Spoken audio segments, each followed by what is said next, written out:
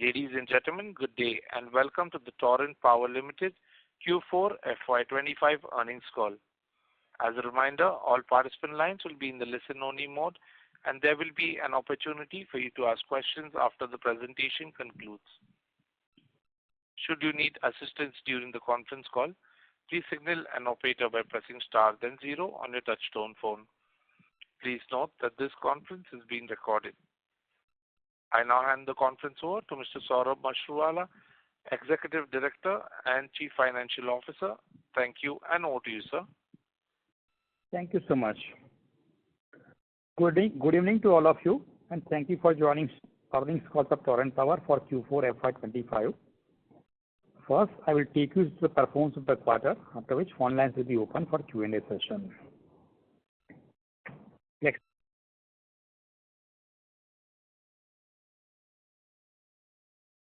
Ladies and gentlemen, please stay connected while we reconnect the management line.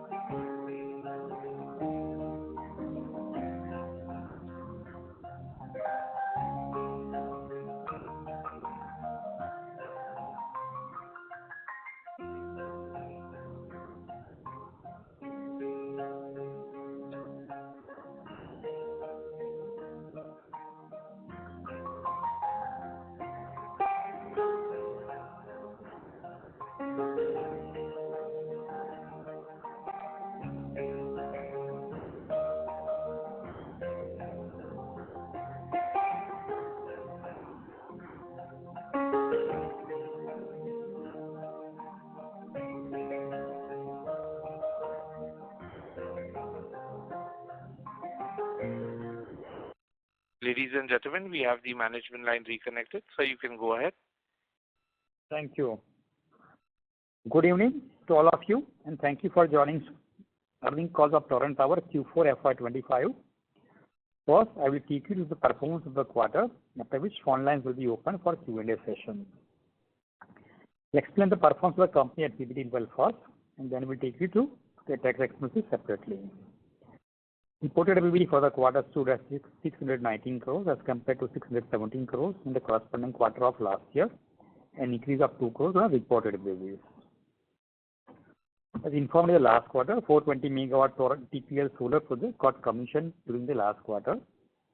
The plant is on the stabilization phase. It was not able to make optimum contribution to the bottom line, hence the consolidated PBT has been impacted negatively.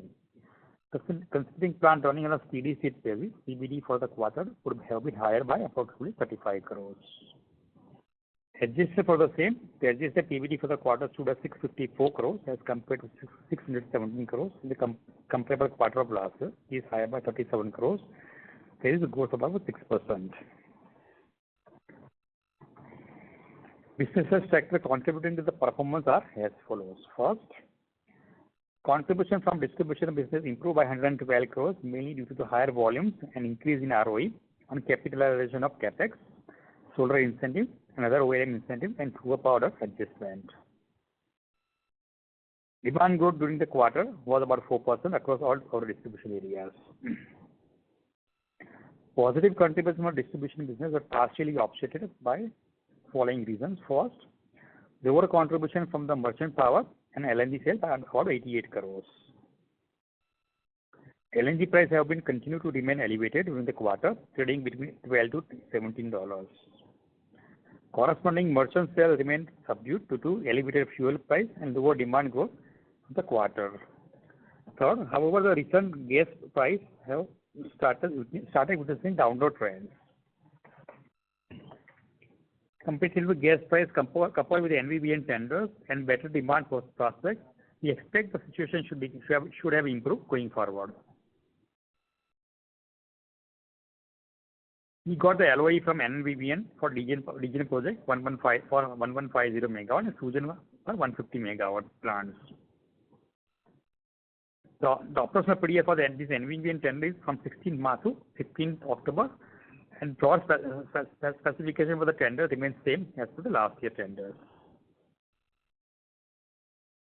Adjusted for the one-off, as explained above, profitability for the solar generation improved during the quarter by 43 crores, partly offset by the lower PLA for wind project on account of inclement weather condition, having negative impact of about 30 crores.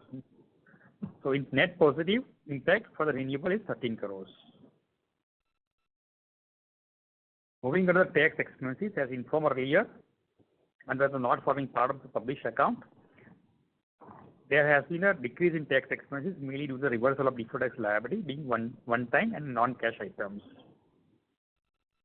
This completes the explanation of the financial performance during the quarter.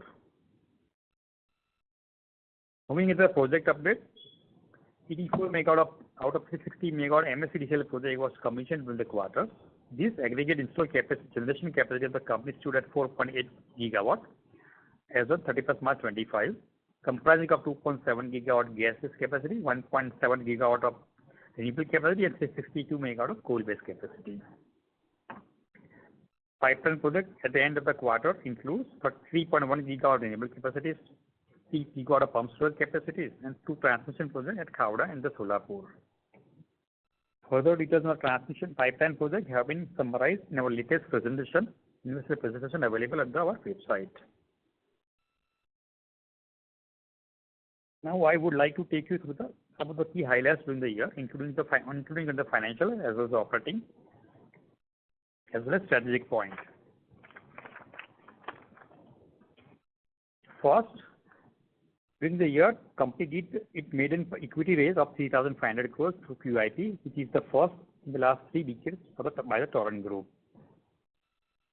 For gas-based power projects, we are able to supply power in merchant market, including NVVN tenders, and under Section 11 imposed first time on the gas-based power plant by the government, contributing significantly to the bottom line. Our distribution business continue to set new operational benchmark with distribution loss of 2.34%. It's licensed distribution business. It's achievement and one of the lowest across the country comparable to the global benchmark. In our franchisee business area, Agra achieved its historical low AT&C losses of 6.94% compared to 58.77% when it was taken over in 2010. On strategic front, company made significant progress in building on its strategic initiative by entering into the first of its kind India Energy Storage Facility Agreement with MSCDCL for supplying 2,000 megawatt pump storage hydro project for 40 years. The net debt to equity of 0.40 and net debt to EBITDA of 1.41 times, the company enjoys a strong balance sheet position with one of the best financial ratios among the private sector players in power sector, as well as poised for the next phase of growth. That's all for the today. I would like now request coordinator to open the line for Q&A session. We wish everybody to stay safe and healthy. Thank you so much. Handing over to the operators. Thank you very much. We will now begin the question and answer session. Anyone who wishes to ask a question may press star and 1 on the touchtone telephone. If you wish to remove yourself from the question queue, you may press star and 2. Participants are requested to use handsets while asking a question. Ladies and gentlemen, we will wait for a moment while the question queue assembles.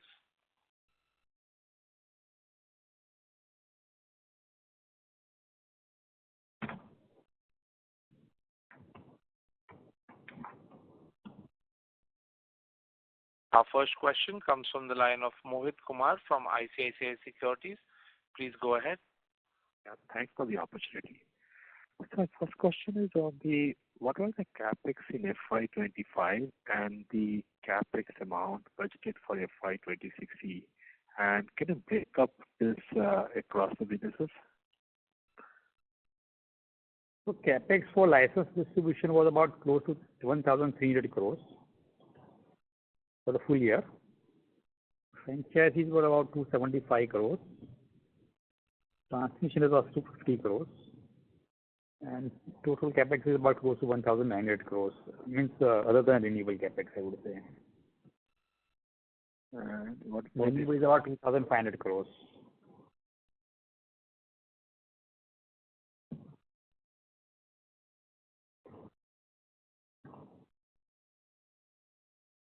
the expected capex for F26, sir? The breakup?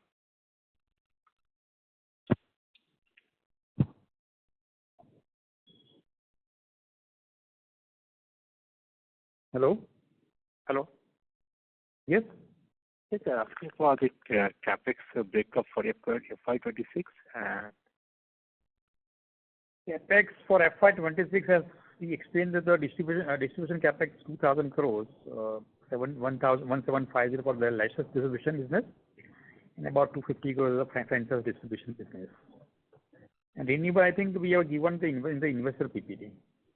understood, sir. I think in investor PPT you just mentioned the megawatt numbers, right? And the date of commissioning. Is that right? Sorry, can you come again? Your voice is too low. Oh, sorry. Let me loud. Okay, sir. Move to the next question, sir. I hope I'm clear now. My second question is on the AZVN contract which is signed signed in the month of March. Is it take or pay contract, and what is the minimum guaranteed volume which you have agreed to?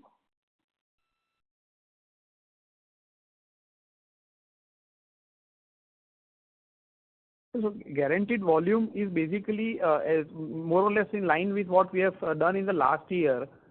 So the specs more or less remains the same in terms of methodology. Okay, understood, sir. And any update on the progress of 1.2 gigawatt pumped storage project which is signed with the Maharashtra? What is the update? Have you done the financial closure? Any color on that? It's a 2 gigawatt project, not 1.2. Yeah, 2 gigawatt, yes. And see, it's a 4-5 years project. So it is currently the various statutory approvals we are doing, and include DPR also. And in the process of land acquisitions also. This is what the progress is right now. Lots of statutory approvals we have to take. So that process is going on. The land acquisition process is also going on. Understood, sir. Thank you and all the best, sir. Thank you. Thank you. The next question comes from the line of Sumit Kishore from Axis Capital. Please go ahead.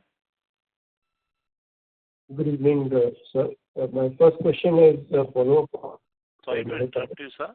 So before you go ahead with the question, may I request you to please use your handset, sir? Your audio is there's an echo in the line, sir. Sure. Is this better now? Yes, sir. Please go Yeah. ahead. Okay. So the first question is, a follow-up about Mohit asked.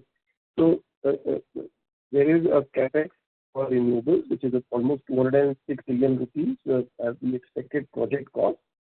Is this the residual amount remaining, or what is the CWIP which is already there for renewables? So what is the balance capex remaining for these projects? And in terms of a rough phase out over FY25, 26, 27, is it going to be more FY26 heavy, given the timelines of commissioning are more 2026, 2027 calendar year? Yeah. So you are right. The capex which we have brought out in investor presentation is the total capex, out of which whatever we have done is being shown in the CWIP. So balance capex remains, which is a significant part still remaining as far as outflow is concerned. You are right in terms of saying that 26 would be a larger number because of a lot of commissioning being done in 26 and 27. So 26 could be a larger number as far as renewable capex is concerned. 27 would be lower, should be lower than that, depending on how we progress in terms of commissioning of these projects. So 26 will remain the heavy capex year as far as eligibility is concerned. Yeah. And so if you could help us with the CWIP number for renewables specifically, it will just help us to better understand what you have done so far. So I would say 2,500, roughly about 2,500 crores capex for renewables up to March 25, and significant amount of capex we are going to incur in the current year, FY26. Got it. So out of 206, roughly 25 billion rupees is what you have incurred so far. Yeah, exactly. So what has been the experience so far, given power demand has been slightly depressed in, fairly depressed in April, and then it's a decline in May for the first 13-14 days. So how is your NBBN, opportunity shaping out so far? Is there acceptance? I know there is a pass-through for variable cost, but given the high overall power cost for anyone who is buying this power, what is your experience on offtake? So they've increased the duration of the contract. So earlier it was June, now they have extended to October. Last year it was up to June. Yeah, we extended up October. So now May has started. So in fact, summer period has started. Actually, was a bit impacted because of the rain and weather factors, I would say. So hopefully now the rain is behind us. So hopefully it will start picking up. Summer will start picking up and demand will start growing, improving. Is it reasonable to sort of gauge that April and period in May so far wouldn't have seen much offtake of this expensive power? Is that directionally a right conclusion to draw? Yes, it is happening. During the peak period, it is happening. Yes, with the annual tenders. Okay. And it's very clear that in the second quarter there would be a direct benefit because this arrangement last year was only till June. Yes, that's right. Yeah. So it is now, it's up to October 15, I would say. And the last question on the UP privatization, what we are hearing is that the state will be divided into 5 circles for the 2 areas which are getting privatized. So is there any condition on how many circles one private player can take? I think 5 or 6 circles they are talking about. Yeah. And it is under the document is in the preparation right now. So possibly they will invite all private sector players to participate in the tender. So more details will be, they are summing up the more details. Since they are meeting is happening with the Torrent. Ministry of Power is also getting involved in the tendering process. Got it. But there is more chance hit ratio can be higher for more than a couple of players, even 5-6 circles would be there. They will try to allocate to each of the players, because ultimately we need the management benefit to handle all 6 circles together. So better for them also, they will try to distribute among the private players. And this will be regulated cost plus ROE model, just like another parts. Absolutely. It's very, very attractive. Okay, and just finally, on pump storage hydro, is there any progress in 2 gigawatt project? I know, this is, but any progress that you would like to highlight? In terms of progress, I informed earlier to the Mohit that it is under various regulatory approval processes going on. Land acquisition process is going on right now. So the first stage you have to get the approval, various approvals and land in possession. And then construction activity and ordering will start. Okay. Thank you so much, and wish you all the best. Thank you. A reminder to all participants, you may press star and 1 to ask a question. The next question comes from the line of Satyadeep Jain from Ambit Capital. Please go ahead. Hi. Thank you. First, just another clarification question on the pump storage project. The energy storage facility agreement was signed recently as per the release. If I understand correctly, the agreement was that the capacity needs to be commissioned within 48 months of signing this agreement. So, is there, given you are in the process of land acquisition, then construction, doesn't look like it will be commissioned within 48 months. I just wanted to understand, is that flexible, the term for commissioning which was laid out initially? It's too early to comment on the timeline. So we are working, we are aware about the timeline. So we are working on the project right now on various commissioning timeline. So fair to say the capex on this will not start in the next 2 years, the capex outlay? No, so land acquisition will happen, it's going to happen. So we'll start committing the capex because the PPA is in place. So we'll start committing capex from the current year onward itself. Okay. Secondly, on the NVVN tender, just wanted some clarification. I know earlier questions also were asked on this line. The tender specifies 111 crunch days, and there is a minimum contract, minimum guaranteed offtake based on those crunch days. So I'm guessing it started, it's been 2 months, so there would have been some crunch days in the last 2 months. How has been your offtake on the specified crunch days that were mentioned? So if it, because the crunch days of 111 will be spread out across the 6 months, if I understand correctly. Yes, it is spread out across the 6 months. So how was the offtake? Minimum offtake they are talking about. It can be higher also. But how was it in the? So how many crunch days have been there so far in the last 2 months out of 111? Satydeep, it is difficult to comment on the current quarter in terms of crunch days and all. But if you look at it, April and May, April we saw some pickup in demand. May, because of I think weather conditions, it has again gone down as far as demand, overall demand is concerned. But if you really look at the exchange data, there are periods where the prices are touching 10 rupees, which indicates that there is demand, higher demand and lower supply. So intermittently there has been offtake under the tender, but would be difficult to give you exact numbers for the current quarter per se. No, I was trying to understand. If I look at the math, the tender specifies 2900 MU for the entire tender, and given you participated with the capacity, it looks like you have minimum guaranteed offtake of 2300 MU over till October. But that will be based on crunch days every month. So if I'm just trying to understand, the demand has been relatively weak. If the NVV and the tender, as per tender, NVVN would be bound to have a minimum offtake against every crunch day, and they can't make it up later on. So just wanted to, is that the way it works? And basically, which means on every specified crunch day, they are taking the minimum guaranteed offtake. That's what I'm trying to understand. So if you look at the demand scenario, last 1 week was bad. Otherwise, it's basically the demand is there. Last 1 week demand was weak.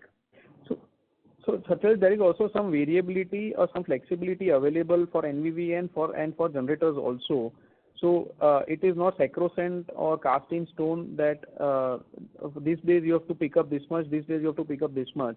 There is some flexibility under the tender, which people will utilize.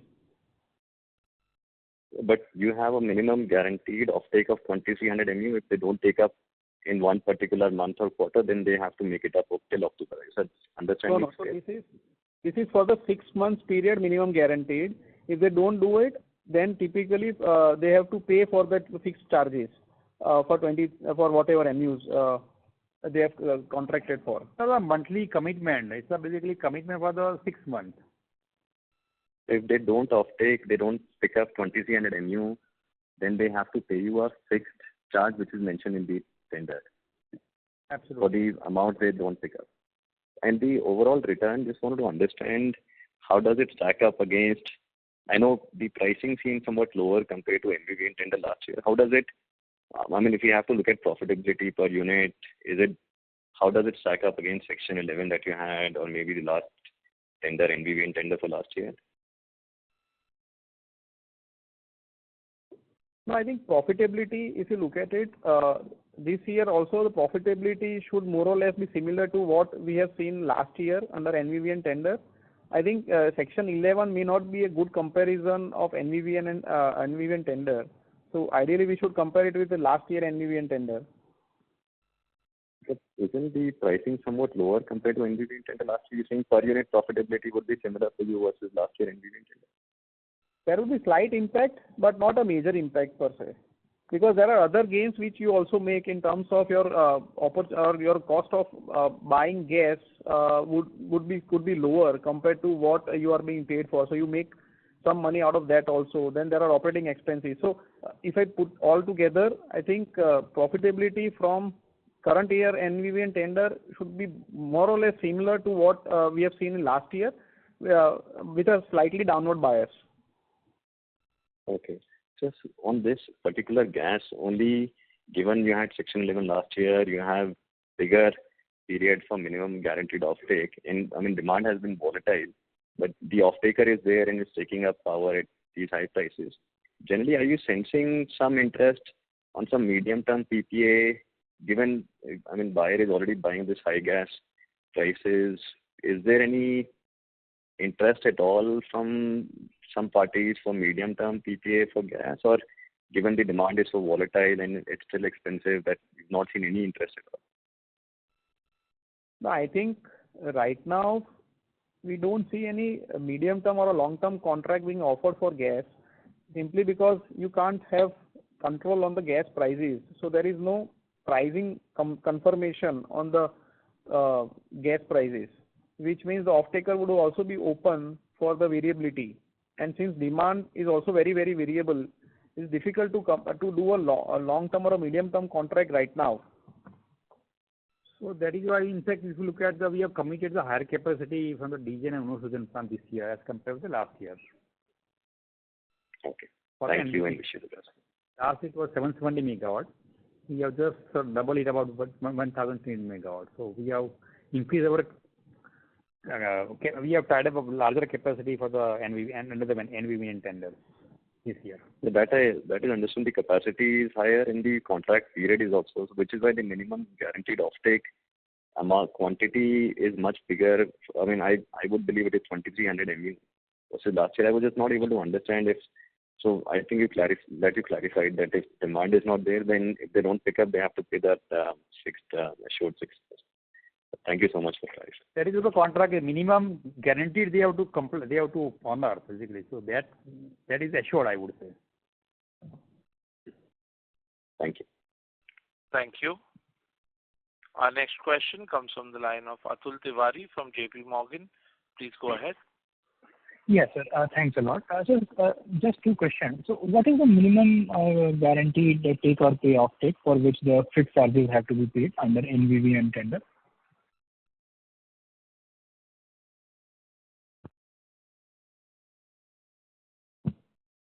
That we are not disclosing right now. Okay. And so my second question is on this pumped storage project. So just trying to understand it a little more clearly. So as per the agreement, the commissioning period is 48 months. So has that clock started, or the start of that clock contingent on first approvals being available and land being acquired? It is started from the date of PPA signing. It has started. Okay.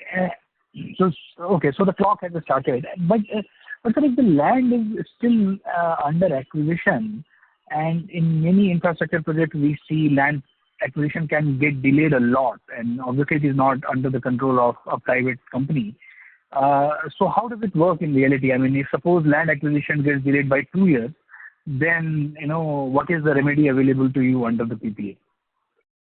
So I'll leave you comment the land acquisition because we are in process of doing it. So we don't foresee, I would say, this is a long period will happen in acquisition of land. So only to comment.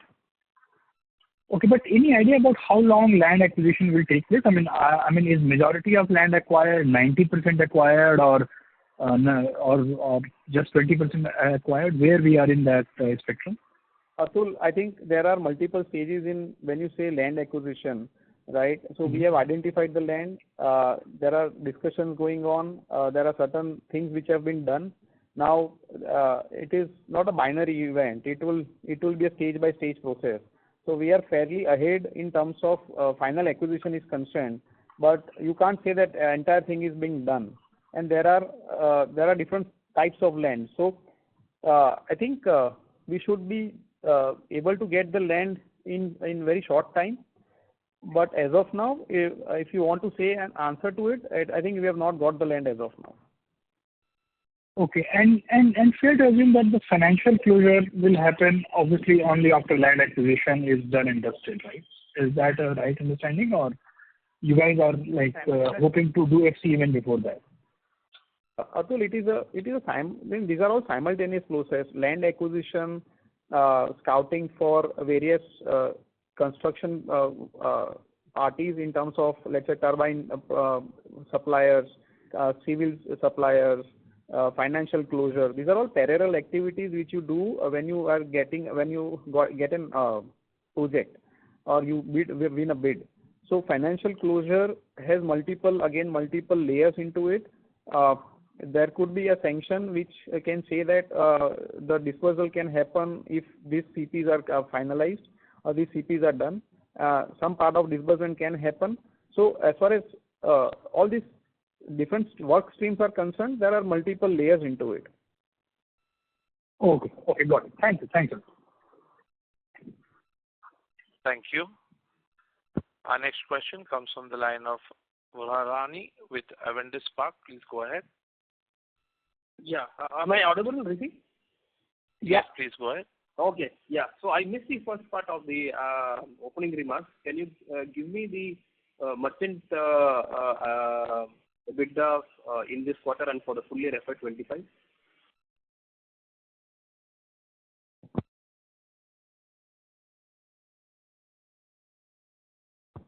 So merchant, it's a lower contribution of 88 crores, merchant, negative. Hello? So, no, I didn't understand. So you're telling it's 88 crores for the 4Q? Q4 as compared to the last quarter, comparable quarter of last year, it is lower by 88 crores. Okay. Last year number I have 85 crores, so it's basically nothing this quarter, or -3. Yeah. Okay. So for the full year, the merchant EBITDA will be around 750 odd crores, 740 crores, FY25. Roughly that, yes. Okay. Clarity on NVVN tender. So as per my understanding, this first quarter FY25 we benefited due to both NVVN and Section 11 opportunity. And what you are telling is now it is not Section 11, it's only NVVN tender. Is that right understanding? Yes, as of now, yes. Okay. And last year this year first quarter the spread that we earned was around 4 rupees per unit. So you are telling that it might be roundabout there with a lower bias on the spread. Is that the right understanding? I'm not able to comment on this. Okay. Other question is like how is this NVVN tender different from last year? Like so is there a fixed revenue? All right, it is on a similar line, so not much difference, I would say. I mean, I'm not aware of how it was last year. Meaning, is there a fixed tariff, or is it like variable cost plus some margin? You will get the fixed charges for the tender. Plus, you will get some differential amounts because our variable cost is lower, so we'll get some margin for the variable cost also. Okay. And how much will that fixed charge be per unit?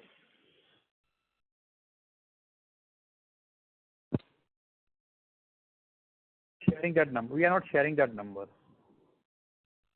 Sure. Okay. That's it from my side. All the best. Yeah. Thank you.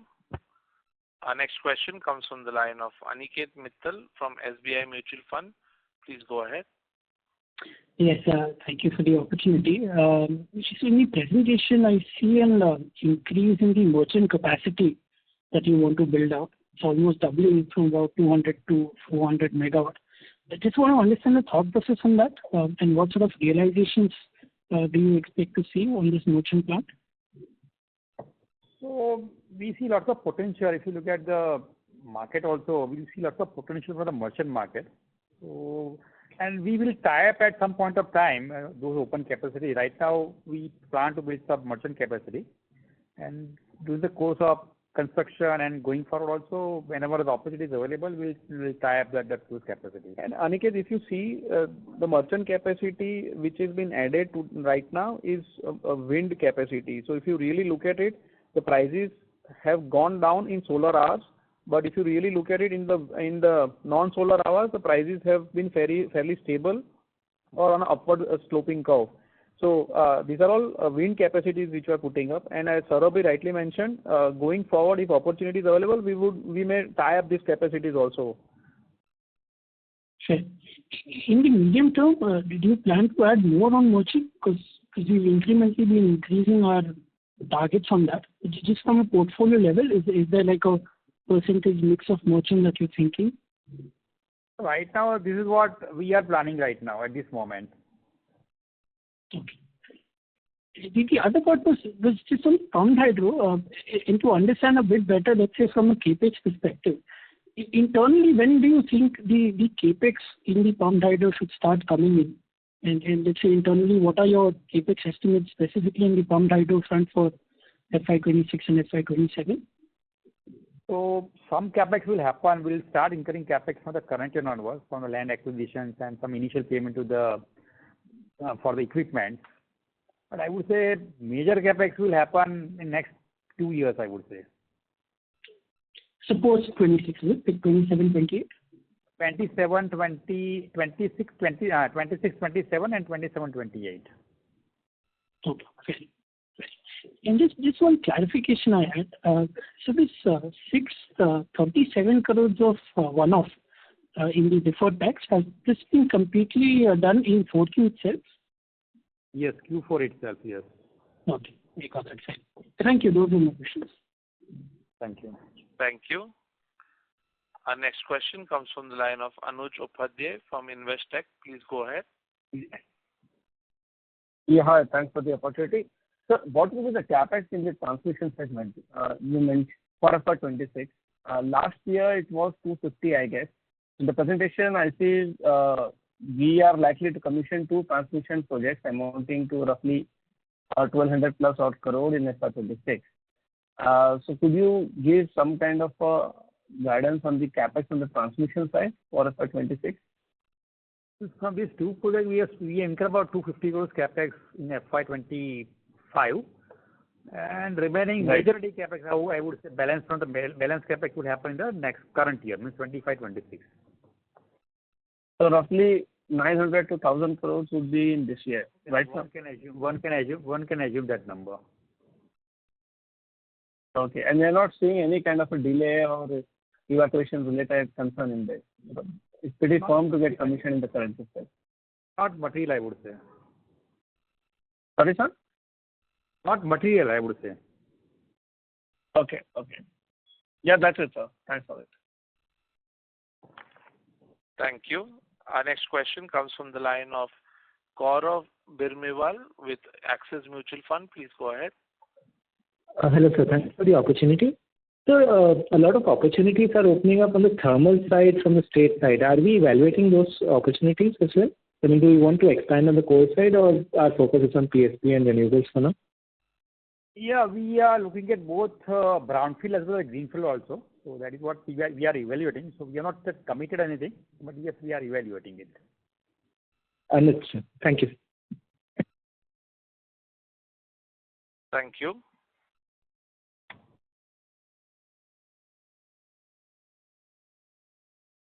Ladies and gentlemen, as there are no further questions from the participants, I now hand the conference over to the management for closing comments.